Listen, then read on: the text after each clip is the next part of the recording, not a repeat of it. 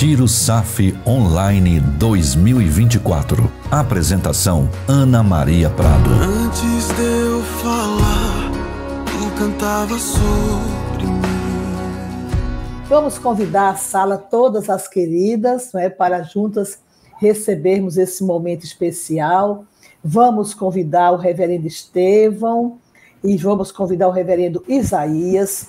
Vamos também proferir algumas palavras sobre a pessoa de cada um deles. Nossos dois pastores, que Deus nos mandou para esse momento tão especial. O reverendo Isaías Cavalcante, ele é pastor auxiliar da Catedral Presbiteriana do Rio de Janeiro. É mentor espiritual da SAF Rio, secretário presbiterial da Federação de UPH do Presbitério Redentor e é do Sínodo do Rio de Janeiro. O reverendo Estevão Domingos de Oliveira Neto é pastor da Igreja Presbiteriana de Jaguaribe, em João Pessoa, na Paraíba. Secretário presbiterial e secretário sinodal do Sínodo da Paraíba para o trabalho feminino. Então, esses nossos queridos irmãos vão se debruçar numa conversa sobre o amor, no tema A Supremacia do Amor. Que Deus os abençoe, dê tranquilidade, fiquem tranquilos, não é? Que estamos aqui para ouvir o que Deus deu a cada um dos senhores para nos dizer. Deus os abençoe.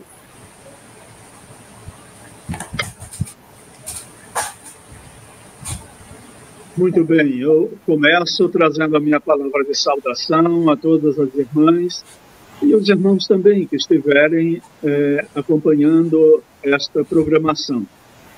Que o Senhor seja o nosso orientador nesta noite especial e que possamos refletir e reproduzir com absoluta precisão aquilo que está no seu coração. Então, nós saudamos a todos e rogamos a bênção do Senhor sobre todas as nossas irmãs e nossos irmãos. E é uma satisfação estar conversando aqui com o reverendo Isaías. Em conversa breve que nós tivemos, eu já percebi que há muitos elos que nos aproximam, considerando as nossas origens, as nossas histórias. Então, que Deus nos abençoe nesta noite, é a minha palavra de saudação inicial. Amados e estimados irmãos e irmãs, graça seja convosco e paz da parte de Deus, nosso Pai, e do Senhor Jesus Cristo. Saúdo a nossa irmã Ana Maria Prado e a todas as irmãs e irmãos que nos assistem e acompanham este retiro no Brasil e até fora dele. Saúdo o meu interlocutor, reverendo Estevão, saúdo o reverendo Roster. É um privilégio e uma honra participar deste momento e ter o privilégio de dialogar sobre o tema A Supremacia do Amor. Creio que serão momentos muito agradáveis e abençoadores à nossa vida e à vida daqueles que nos escutam.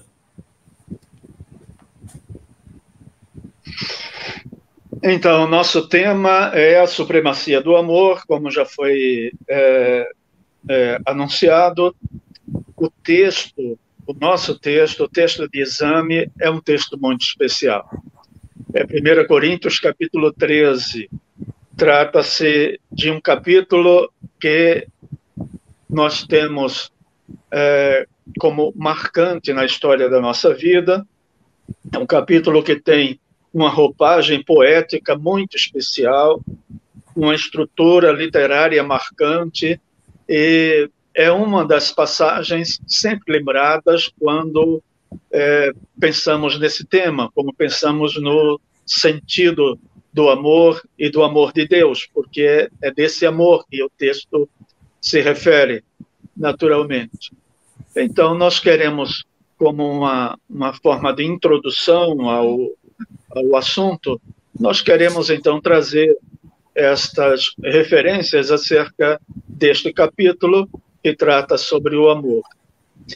E o amor de que trata é, naturalmente, o amor de Deus. Está a mensagem do apóstolo Paulo, neste capítulo, coloca o amor de Deus em destaque.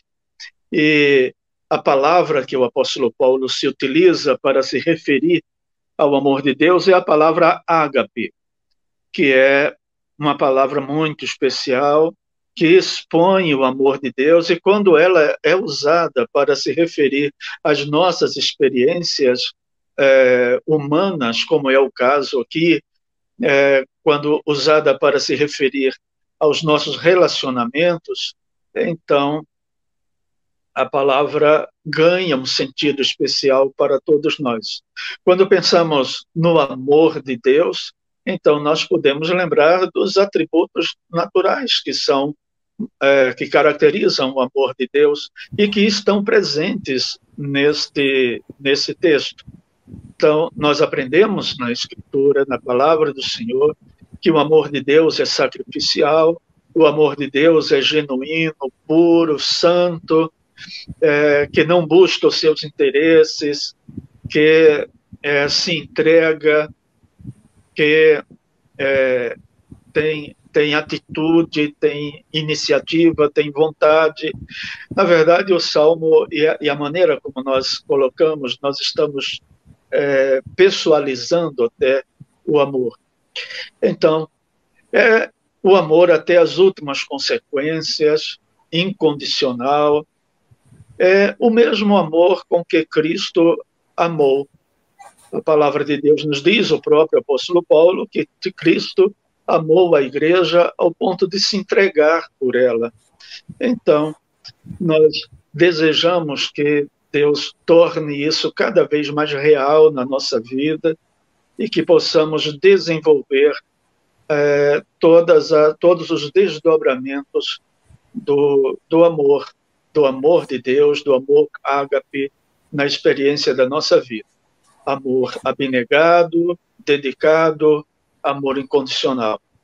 Então, vamos ver as instruções que nós encontramos nestes versos do capítulo 13 de 1 Coríntios, e que o Senhor nos conduza numa proveitosa recepção dessas instruções. É claro que esse texto é um dos mais belos poemas do cristianismo. Paulo, sob a inspiração do Espírito Santo, o escreveu, o registrou, e quando nós o lemos, nós somos edificados, nós somos profundamente abençoados. O versículo 1 fala de um caminho sobremodo excelente. Este é o caminho do amor, ou seja, é a vereda do amor que nos conduz a Deus e ao próprio Cristo, e nos conduz também ao próximo. É um amor perfeito, é um amor profundo, é um amor eterno que vem de Deus e ele compartilhou conosco para que nós compartilhássemos com outros em nossos relacionamentos interpessoais. Então, este caminho do amor, ele nos conduz a Deus em nosso relacionamento espiritual e ele nos conduz ao outro, no relacionamento com os irmãos, no relacionamento conjugal e em outros relacionamentos interpessoais. Portanto, é o caminho pelo qual os dons espirituais podem tornar-se eficazes no sentido mais elevado. O apóstolo Paulo diz, na primeira carta aos Coríntios, capítulo 14, verso 1, segui o amor e procurai com zelo os melhores dons. Mas ele fala algo muito significativo também nesse verso primeiro. Ainda que eu fale a língua dos homens e dos anjos, se não tiver amor, nada disso importa. Ou seja, ele está fazendo alusão à linguagem mais elevada das criaturas. Sem amor, isso tudo é nada. É como o som que se esvai. Então, Paulo traz ao nosso coração o significado profundo deste amor, a importância deste amor para com a nossa vida, nos relacionamentos espirituais e nos relacionamentos interpessoais. Isso, muito bem, reverendo. A sua palavra final, então, já deu um destaque importante que iria enfatizar, de que, às vezes, este texto é usado nos momentos de casamento, nos momentos de exposição de vivência familiar. No entanto, não percamos de vista o fato de que o que aí está sendo dito sobre o amor se aplica à vida familiar, conjugal, com certeza, mas tem expressão e extensão a toda a vivência pessoal. Por isso, estas palavras são palavras de Deus que se aplicam a todos nós na dimensão dos nossos relacionamentos. E nós devemos valorizar esta palavra. Então, a ênfase inicial do texto nos apresenta o amor e destaca a superioridade dele. No verso de número 2, que é o verso que vem na sequência, então nós lemos: ainda que eu tenha o dom de profetizar e conheça todos os mistérios e toda a ciência, ainda que eu tenha tamanha fé a ponto de transportar montes, se não tiver amor, nada serei. Então, o objetivo aqui, a ênfase aqui, é, de fato, mostrar a superioridade do amor e dizer que, ainda que nós cultivemos exercícios de natureza espiritual tão relevantes, tão importantes, mas se eles não forem movidos por este amor, se eles não brotarem de um coração irrigado pelo amor, e é claro, repito, que quando falamos sobre o amor, estamos enfatizando o amor de Deus, que nos é apresentado como modelo para que nós possamos nos apegar a Ele e seguir na direção que Ele mesmo nos aponta. Então, do ponto de vista espiritual, atitudes tão importantes, o dom de profecia, dos mistérios de Deus, de toda a ciência, e isso tudo sem que o amor esteja movendo o nosso coração, então de nada nos servirá. E isso devemos guardar no nosso coração. Reverendo Estevão, a gente percebe que o amor é o parâmetro para tudo.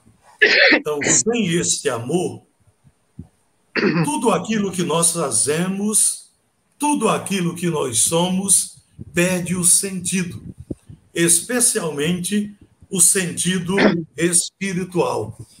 O verso 3, na sequência, diz assim: e ainda que eu distribua todos os meus bens entre os pobres, e ainda que entregue o meu próprio corpo para ser queimado, Se não tiver amor, nada disso me aproveitará. Então, sem amor, todas as coisas perdem o sentido. Neste verso aqui, Paulo ressalta os dons de socorro. Portanto, sem amor, a própria assistência social é mero assistencialismo. Ou seja, as boas obras não têm nenhum significado, nenhum sentido espiritual. Sem amor, qualquer sacrifício é nulo, não tem valor espiritual. É apenas algo que muitas vezes é feito para chamar a atenção da sociedade, mas ele não é feito com amor. Então, o amor é o parâmetro para o relacionamento com o próximo. Qualquer tipo de ajuda, a própria solidariedade ou outras coisas na direção do próximo, elas precisam estar baseadas no amor. Por isso, não devemos agir com orgulho, chamar a atenção para nós mesmos naquilo que fazemos, ou seja, tocar a trombeta. A palavra de Deus diz assim: todos os vossos atos sejam feitos com amor. Então, exercer o dom sem amor é pecado de omissão. O irmão concorda comigo? Exercer o dom sem amor é pecado de omissão. Sim, com certeza, porque o objetivo do texto que estamos examinando é exatamente atestar isso, que o amor é que dá sentido a tudo que nós fazemos. E então, quando nos falta esse lastro, este fundamento, que é o amor de Deus, movendo o nosso coração, movendo a nossa vontade, movendo o nosso ser, então, naturalmente, perde o sentido aquilo que estamos querendo fazer.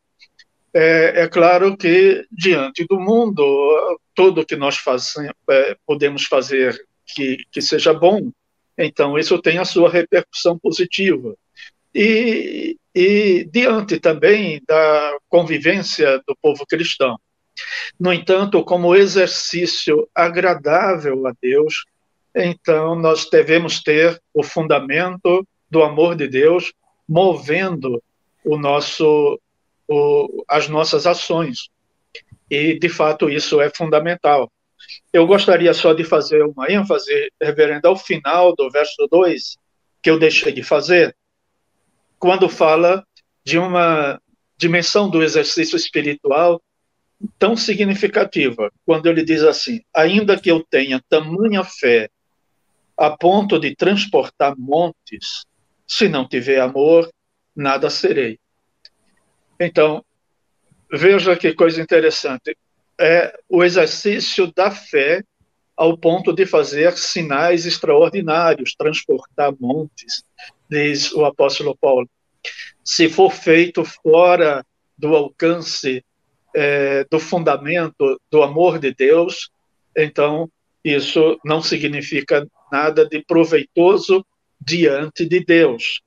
Então isso é realmente muito significativo. Explicando que, quando diz, ainda que eu tenha tamanha fé, esta fé que está sendo destacada aí não é a fé salvadora, porque a fé salvadora nos é dada incondicionalmente, mas é a fé para ver acontecer ações extraordinárias da parte de Deus, que Ele concede quando nós pedimos, quando nós buscamos, quando nós alimentamos o nosso coração com o desejo de ver coisas extraordinárias acontecendo.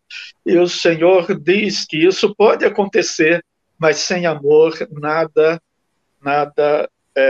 representará. E o versículo de número 4, na sequência, é um versículo tão interessante porque fala do amor, destacando virtudes do amor. Diz que o amor é paciente, o amor é benigno, o amor não arde em ciúmes, não se ufana, não se ensoberbece.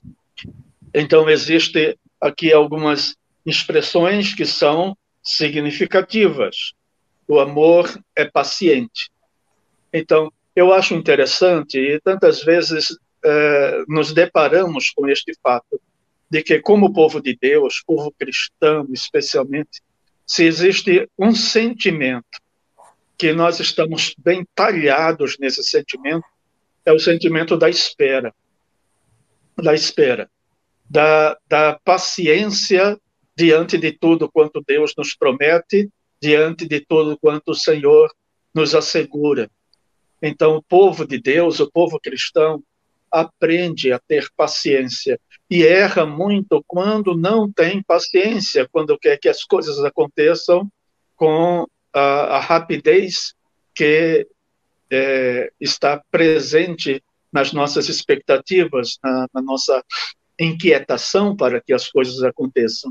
Então, nós aprendemos no Evangelho, exatamente na dimensão do amor de Deus, que o amor é paciente, o amor ele é benigno, não é? Que ele é bondoso, é atencioso, o amor não arde em ciúmes. Então, existe o sentido em que o ciúme pode ter a sua importância, o seu elemento positivo. A palavra mesmo, de Deus mesma nos diz que o Senhor Deus sente ciúmes do seu povo, porque tem cuidado especial com ele, tem sentimento especial com ele. No entanto, o ciúme, naquela dimensão de apropriação, de expressão grosseira, de propriedade de outro, das pessoas, isso naturalmente não contribui para que a bênção de Deus, o amor de Deus, possa fazer sentido em nossa vida. E diz, não se ufana, não é soberbo, orgulhoso diante das situações, e não se ensoberbece. Não alimenta no seu coração nenhum tipo de superioridade, de pretensão.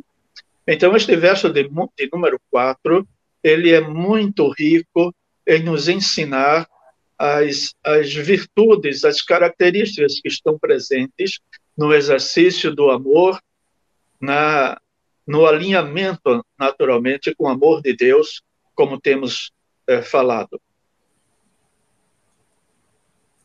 O verso de número 5 prossegue com as características do amor, quando Paulo diz o seguinte: não se conduz inconvenientemente, não procura os seus interesses, não se exaspera, não se ressente do mal. É claro que Paulo está tendo em mente o relacionamento conjugal ou o relacionamento interpessoal com os irmãos. Então, nesse versículo, o amor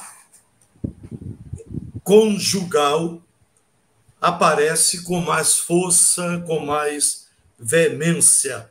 Então, esse amor não deve ser arrogante ou rude. Ele não se comporta sem boas maneiras. Ele nada faz para o outro se envergonhar. Ou seja, não tem nenhum procedimento inconveniente. Então, no relacionamento conjugal, este amor do marido para a esposa, da esposa para o marido, deve ser um amor que demonstra preocupação com o outro, afeto com o outro, carinho com o outro, sem nenhum procedimento inconveniente. Paulo ainda diz que o amor não busca o seu próprio interesse, ou seja, não é egoísta. Muitas pessoas se casam dizendo: eu me casei para que o outro me fizesse feliz. A recíproca é verdadeira. É para que o outro o faça ou a faça feliz e você faça o outro ou a outra feliz. Então, nós percebemos que não pode haver esse egocentrismo, a vida girar em torno de um cônjuge, ou o egoísmo, você só pensar em você mesmo. Este amor pleno, este amor verdadeiro que vem de Deus para o nosso coração, é um amor compartilhado com sabedoria, com dedicação. Ou seja, ele busca a felicidade do outro. Mas diz também que não se irrita, ou seja, não age com impaciência. Paciência é uma coisa que a gente não compra em supermercado ou farmácia. Então, é necessário que a graça de Deus se manifeste para que nós sejamos muito pacientes em nossos relacionamentos. Relacionamento com a esposa ou do esposo, né? Da esposa com o esposo, dos pais com os filhos, dos filhos com os pais, do irmão, né? Então, a paciência, eu diria, é algo sublime que o amor exerce nos relacionamentos interpessoais. Ou seja, o amor não age com impaciência, ele não sucumbe à rotina, ele não perde a compostura. Por isso, ele não suspeita mal, ou seja, não se ressente do mal, não tem malícia. Concorda comigo, reverendo? Sim, com certeza, com certeza. E eu, inclusive, destaco que, se os irmãos prestarem bem atenção neste capítulo, nesse texto todo, os irmãos vão perceber o quanto é presente um roteiro de boa convivência para a vida familiar e para os relacionamentos que podemos ter com os nossos irmãos, especialmente com outras pessoas. A gente percebe que, é claro, existe sempre alguns pontos que são mesmo pontos bem aplicáveis à vida conjugal, à vida familiar. E nós, então, rendemos graças ao Senhor por sua palavra, pela iniciativa do nosso Senhor de nos trazer esta revelação. O verso seguinte, que é o verso de número 6, ele diz assim, sobre o amor: não se alegra com a injustiça, mas regozija-se com a verdade. Então, há uma advertência aqui para o fato de que, movidos pelo amor de Deus, então nós não podemos ter alegria quando a injustiça brota diante dos nossos olhos, em nenhuma medida. A injustiça não tem lugar, não tem espaço no nosso coração, na nossa percepção. Mas a presença do amor na nossa vida faz com que nós nos regozijemos com a verdade. E eu digo, nos regozijemos com o que é verdadeiro, né? Com aquilo que expressa naturalmente o sentimento de maior excelência em relação à justiça, em relação à verdade. Esses valores agradam ao Senhor e enriquecem a vida do cristão. Então, guardemos isso no nosso coração. O amor presente em nós faz com que nós não nos alegremos com a injustiça em toda a sua extensão, mas que nos alegremos com o que é verdadeiro, com o que é bom, com o que é honesto. Então, essa é uma instrução até bastante contemporânea que nós devemos guardar no nosso coração. O verso 7 mostra muito bem a supremacia do amor. Tudo sofre, tudo crê, tudo espera, tudo suporta. Suporta os sofrimentos, crises, mudanças de atitudes nos relacionamentos interpessoais. Tudo crê, confia incondicionalmente, não gera desconfiança, não tem ciúmes. O amor tudo espera.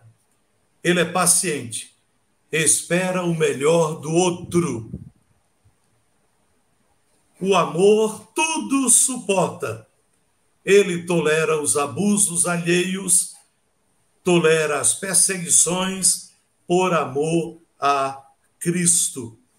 E a palavra declara: as muitas águas não poderiam apagar o amor, nem os rios afogá-lo. Reverendo, a palavra é sua. Muito bem, pastor.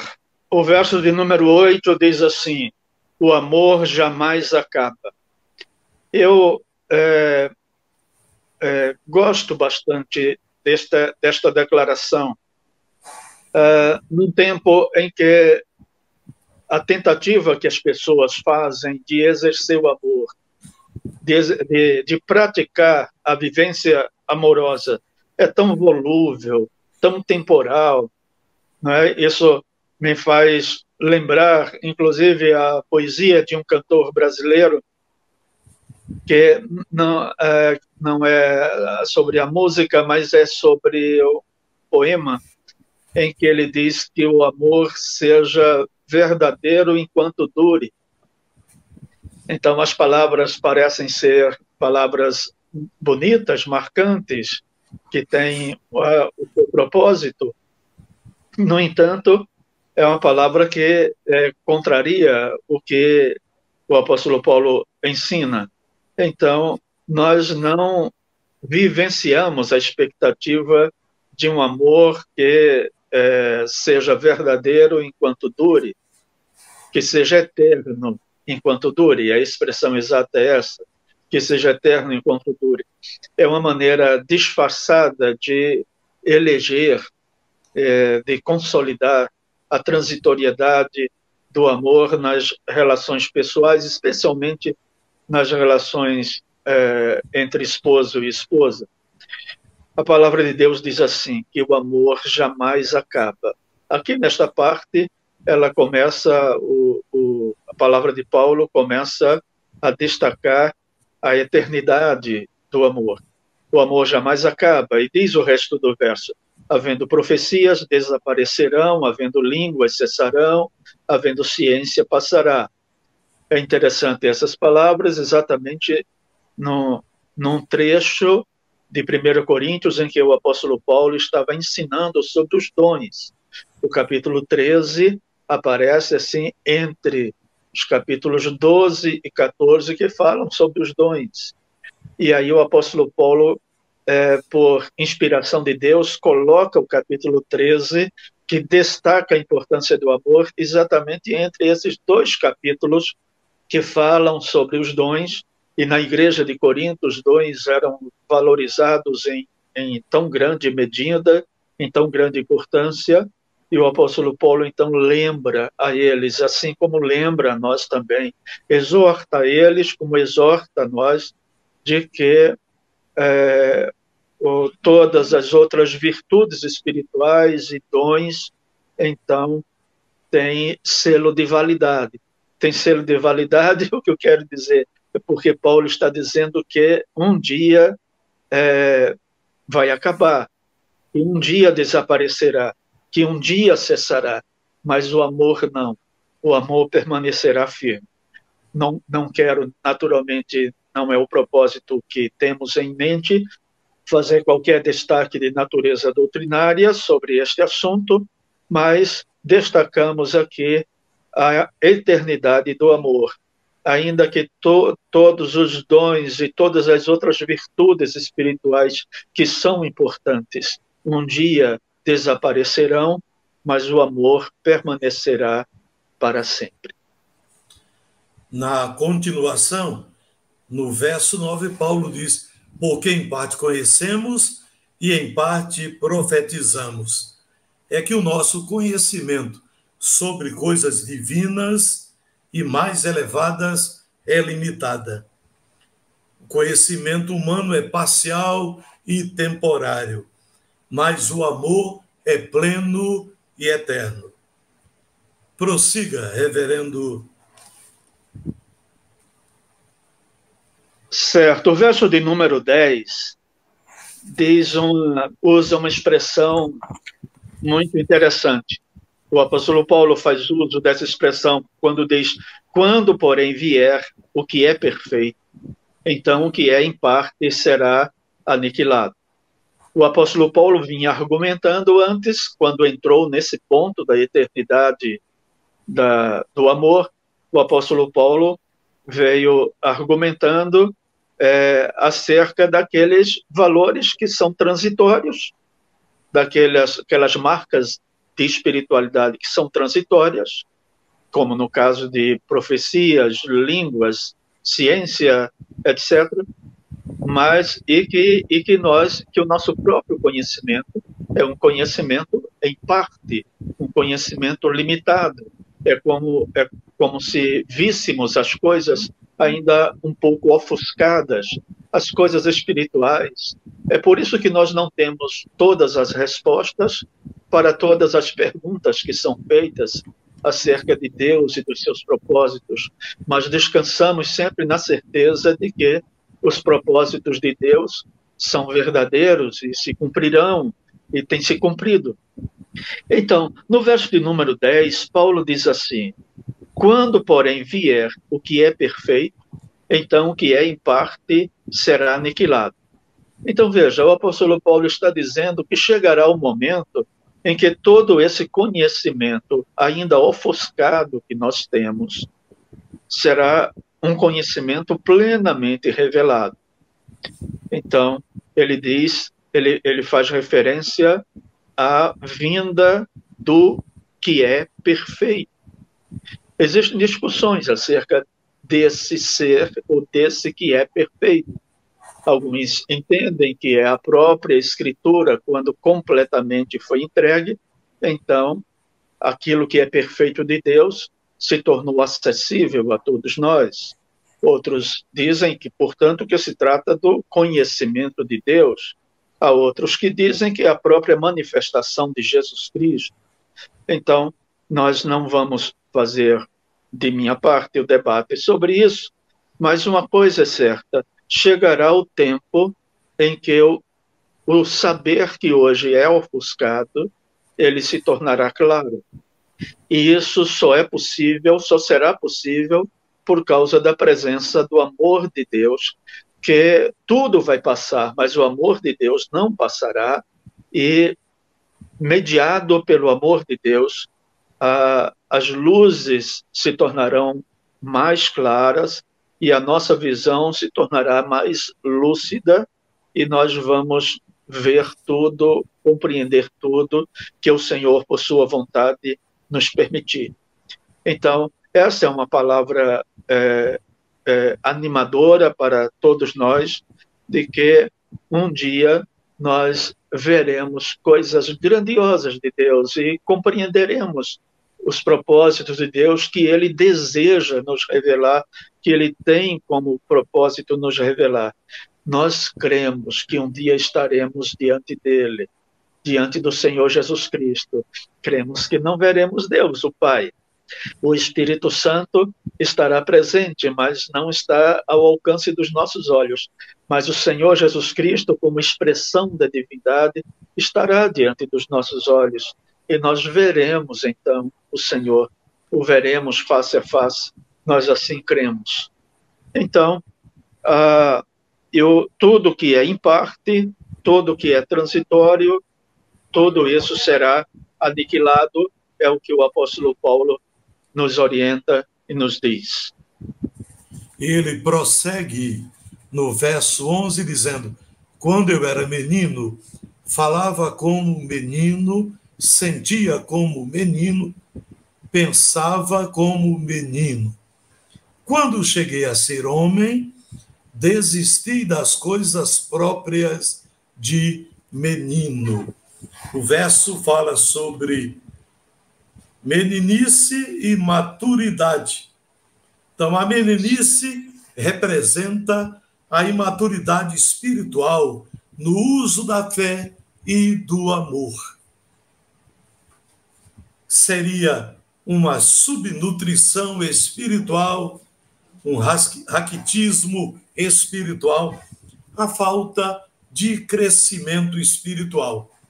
Já a fase adulta aponta para o desenvolvimento espiritual, crescimento e o alcance da maturidade.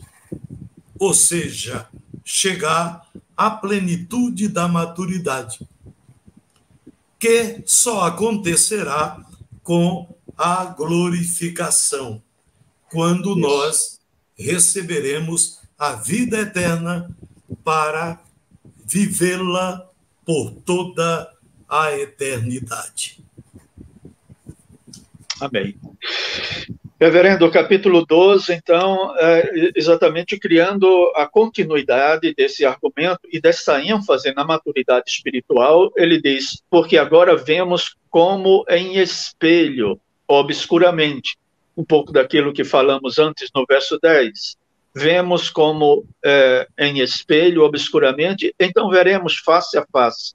Agora conheço em parte, então conhecerei como também sou conhecido.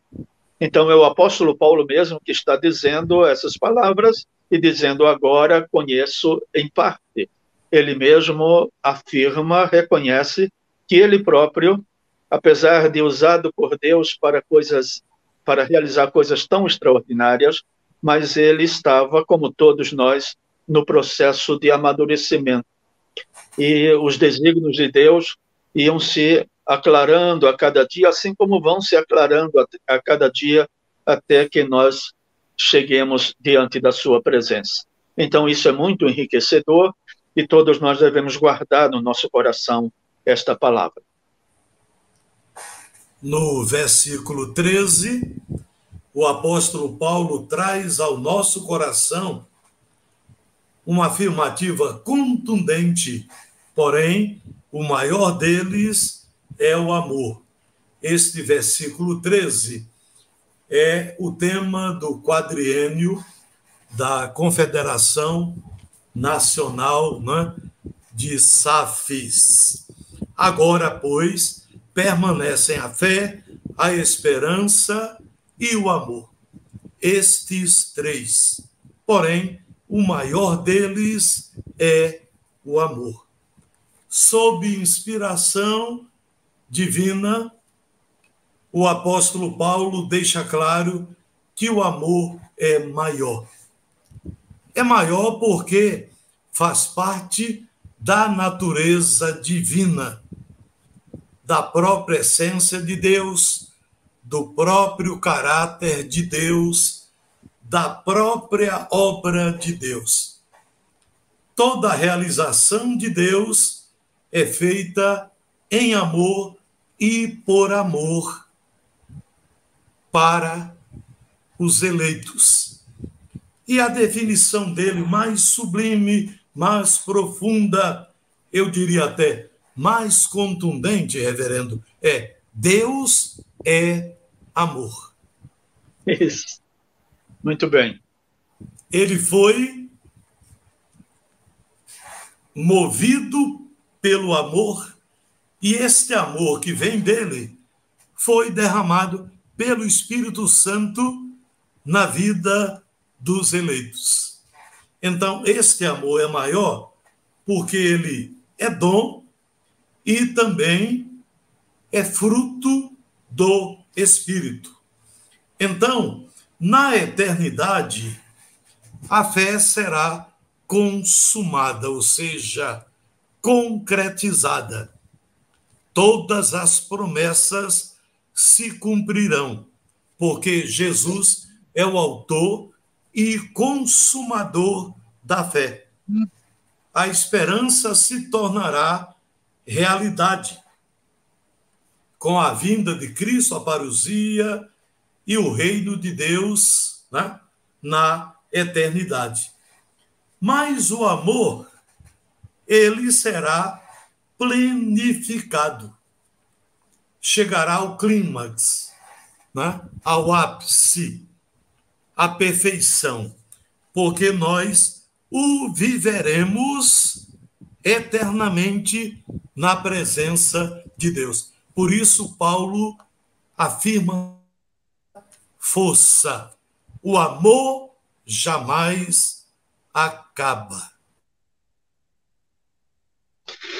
Muito bem, reverendo. Então, como agora encaminhamento final da nossa conversa aqui sobre esse texto tão relevante, então eu quero partilhar com todos, de maneira bastante breve, uma palavra de incentivo, no sentido de que nós prestemos atenção a esse texto todo. Nós bem sabemos que o verso 13 é o verso que tem sido trabalhado durante este quadriênio pelas nossas sociedades, pelas confederações, federações e Confederação Nacional. E é claro que ele é muito rico e nos diz muito mais do que podemos alcançar. E a nossa recomendação é que olhemos para esse texto completo, olhemos para tudo, para cada palavra, para cada orientação, e que possamos prestar atenção à palavra, à declaração de encaminhamento do texto, que aparece no início, antes do verso 1, do capítulo 13, quando Paulo diz: e eu passo a mostrar-vos ainda um caminho sobremodo excelente. E aí começa a discorrer e aconselhar e a orientar acerca de tudo que está aí no capítulo 13 até o final. Uma palavra muito enriquecedora. Eu quero deixar como um encaminhamento, como uma aplicação final, com a aquiescência do reverendo Isaías, eu quero deixar como uma aplicação final um texto que eu considero muito expressivo, que nos ajuda a internalizar estas verdades. É uma paráfrase de 1 Coríntios 13. É um texto que tem como título A Suprema Virtude. Eu vou fazer a leitura e ofereço a todos como um incentivo para que possamos ler 1 Coríntios capítulo 13 com o nosso coração sintonizado com esta palavra. Então, é uma paráfrase, como já disse, de 1 Coríntios 13, diz assim: o amor nunca perde a paciência. Ele é sempre bondoso, prestativo e admiravelmente benfazer. O amor procura ser construtivo todo o tempo. O amor nunca é invejoso ou ciumento. Também não é arrogante, orgulhoso, presunçoso ou fanfarrão. Ele não se expressa como um pavão cheio de ostentação, não se vangloria de coisa alguma. Não procura impressionar, chamar atenção para si, ele se porta com modéstia. Não alimenta ideias presunçosas de sua própria importância. O amor tem boas maneiras. No trato com cada pessoa, nunca é grosseiro, rude ou inconveniente. O amor não maltrata ninguém. O amor é o pai do altruísmo, pois nunca procura seus próprios interesses e se mantém cuidadosamente afastado de qualquer conotação egoísta. O amor é maravilhoso. Nunca se encoleriza contra quem quer que seja, mesmo quando tem motivos. O amor não é irritadiço, tampouco melindroso, não leva em conta o mal que alguém porventura lhe cause. O amor não guarda lembranças negativas, não guarda mágoas, não guarda rancor. O amor não fica alegre quando alguém faz algo errado, mas se alegra quando alguém faz o que é certo. Ele nunca está satisfeito com a injustiça, mas regozija-se quando a justiça triunfa. Para dizer a verdade, o amor é incrível. Ele nunca desiste do que é correto e nunca se recolhe, nunca entrega os pontos, nunca desaparece de cena. O amor tudo sofre, tudo desculpa, tudo crê, tudo espera, tudo suporta. Ele sofre, crê, espera e suporta sem limites de espécie alguma. O amor é o grande herói de todas as cenas. Quando tudo acabar neste mundo, a única coisa que vai perdurar é o amor de Deus e o amor em Deus. Os dons são transitórios, mas o amor continuará. O amor jamais perecerá. O amor é eterno. Há 3 coisas que perduram: a fé, a esperança e o amor. Todas são muito importantes, mas não igualmente importantes. O amor dessas 3 virtudes, sem dúvida alguma, é o maior, ou a maior virtude. Pois por essa única razão, se eu não tiver amor, não é relevante eu falar as línguas dos homens e dos anjos, conhecer até mesmo todos os mistérios que envolvem Deus e o ser humano, ter fé capaz de fazer coisas extraordinárias, ou mesmo oferecer o meu próprio corpo em sacrifício em lugar de alguém. Se eu não tiver amor, nada disso me valerá. O amor é a suprema virtude. O amor jamais acaba. Então, esse é o texto que nós oferecemos. O reverendo, pode ir. Há um pensamento que eu gostaria de trazer aqui à tona, é que o amor não é motivo, é causa. Não é apenas virtude, é dom. Não é momento, é infinito. Não é segredo, é confissão. Não é parte, é plenitude. Quem deixa o amor no passado não tem presente nem futuro. Que este amor que Deus derramou na sua vida pelo Espírito Santo possa ser compartilhado intensamente para abençoar vidas, para edificar vidas, para consolidar relacionamentos.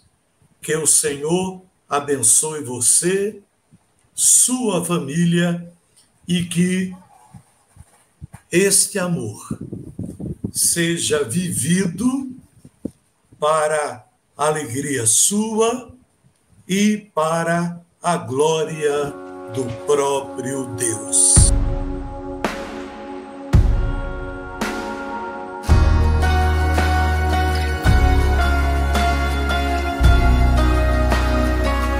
Retiro SAF Online 2024. Apresentação: Ana Maria Prado. Realização: Confederação Nacional de SAFs. Antes de eu falar, tu cantava sobre